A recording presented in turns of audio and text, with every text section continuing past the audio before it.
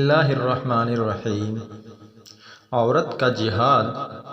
حضرت علی رضی اللہ تعالیٰ عنہ نے فرمایا، عورت کا جہاد شوہر کے ساتھ اچھی زندگی بسر کرنا ہے۔ زندگی بدلنے کے لیے لڑنا پڑتا ہے اور آسان کرنے کے لیے سمجھنا پڑتا ہے۔ چاہو تو سونا بنا لو اور چاہو تو سونے میں گزار دو، وقت آپ کا ہے۔ حضرت علی نے فرمایا، محبت سب سے کرو لیکن اس سے اور بھی زیادہ کرو جس کے دل میں تم سے بھی زیادہ محبت ہو۔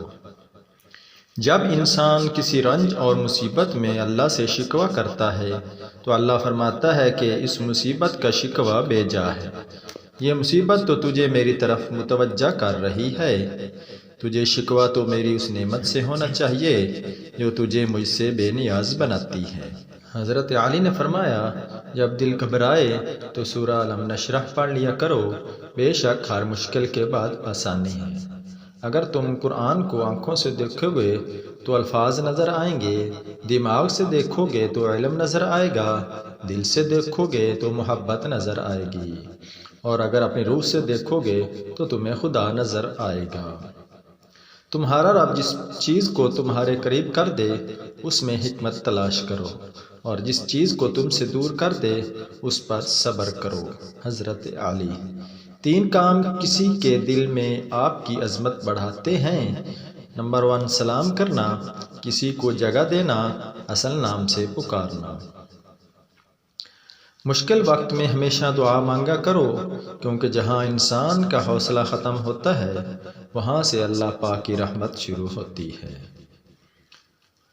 حضرت علی کا قول ہے، آزمائے ہوئے کو آزمانا بے وقوفی ہے۔